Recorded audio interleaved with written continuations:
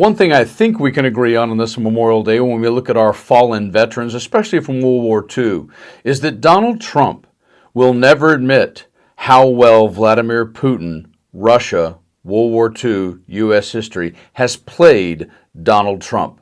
But you know you're losing and you know you're at fault when some of your most staunch supporters by age and also by ethnicity start calling you out for the mistakes you're making. And that's exactly what has happened in this breaking story. I'm going to show that to you in a few seconds. But let's take a quick trip, recent trip, down memory lane when it comes to Trump, Russia, and Ukraine. Take a look at this. If Putin likes Donald Trump, I consider that an asset, not a liability. Oh yeah, it's great, Donnie. Putin loves you, and that's why he can play you. I think we could end it within weeks if we're smart. French President Emmanuel Macron warning President Trump not to trust Putin, reminding him what happened the last time Russia agreed a ceasefire with Ukraine. I can tell you by experience, it was violated every time.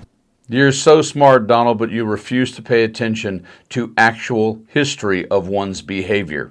The warning coming as Trump rekindles relations with the Russian president, refusing to call him a dictator, a word he used to falsely describe Ukraine's President Zelensky. Iowa Senator Chuck Grassley is going against President Trump's attitudes towards Ukraine. Trump called Ukrainian President Zelensky a dictator a few days ago, even though he is democratically elected and has high approval ratings there in Ukraine. Grassley called out Russian President Vladimir Putin today for actually being a dictator. Vladimir Putin is a dictator, and we've dealt with dictators in the past. Hey, Donald, that's a Caucasian GOP senator telling you Putin's a dictator. Are you listening? You said thank you once this entire meeting? No, in this entire meeting, have you said thank you? Today. You went to Pennsylvania and campaigned for the opposition in October. Offer some words of appreciation for the United States of America and the president who's trying to save your country. Same old story. You want to thank you while people are actually in support of supporting Ukraine for a reason. Grassley is backing Ukraine in a new bipartisan resolution a day after the third anniversary of Russia's invasion of Ukraine. Trump also accused Ukraine Monday of starting the war with Russia, even though, again, Russia invaded. Former Trump UN Ambassador Nikki Haley is also calling Trump out for buying into and playing up classic Russian propaganda. She says Trump's doing exactly what Putin wants. I don't like what Putin is doing, not even a little bit. He's killing people, and I don't like it at all, okay? We're in the middle of talking, and he's shooting rockets into Kiev and other cities.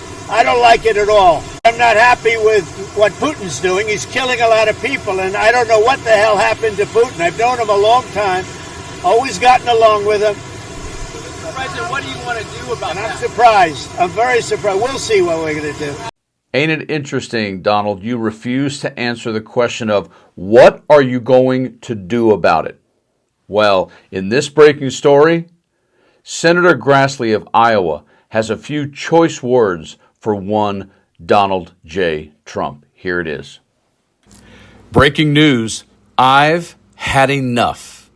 GOP Senator demands Trump take action against Russia. Senator Chuck Grassley, Republican of Iowa, called on President Donald Trump to take action against Russia after President Vladimir Putin launched his largest aerial attack on Ukraine yet. In quotes, I've had enough of Putin killing innocent people. President Trump take action, at least sanctions, Grassley wrote in a Monday Memorial Day post on X. Senator Lindsey Graham, Republican of South Carolina, recently predicted that the U.S. Senate would vote to impose sanctions on Russia. In quotes, if the next few days are like the last few months, then you can just count on us moving, because I think it's our job to try and help the world end this war, Graham explained. In a post to Truth Social over the weekend, Trump lashed out at Putin. In quotes, something has happened to him. He has gone absolutely crazy. He is needlessly killing a lot of people, the U.S. president opined. Kyiv's Air Force estimated that Russia had launched 355 drones and 9 cruise missiles between Sunday and Monday morning. A spokesperson for Putin said the attacks were, in quotes, necessary for the security of Russia.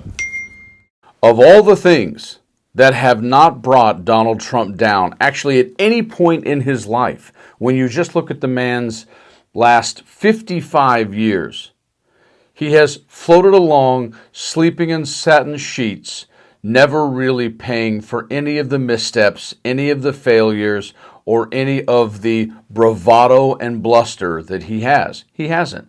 And to that end, he's even managed to parlay it into not being the president once, but being the president twice, with an intermittent term in between, which is kind of, I don't know, historical. But part and parcel, his largest downfall may wind up being that man over there in Russia known as Putin, someone you know on the inside that Trump just idolizes to death. He even said once of Kim Jong-un that his people stand at attention, and Trump said, "I wish my people would do that." Who speaks like that? Someone who idolizes Putin. And Putin knows. I mean, they've known each other for years. Don't ever forget that Trump had beauty pageants in Russia. So they have known him. He has known him. And in general, the KGB has always known who Donald Trump was. Just pat him on the head, tell him he's fabulous, and he will lick your boots. And that's exactly what he's done. He did it in his first term. Putin knew he would do it continually, and he has. And now things are getting so disgustingly bad that Putin, ironically, is just like Trump. He doesn't believe he can do anything wrong because Trump has shown his weakness for pushing back. And that's where we are, sadly and ironically, on this Memorial Day when it comes to the United States and Russia foreign relations. You guys have a really good day. Enjoy that barbecue if you're having one, but stay frosty.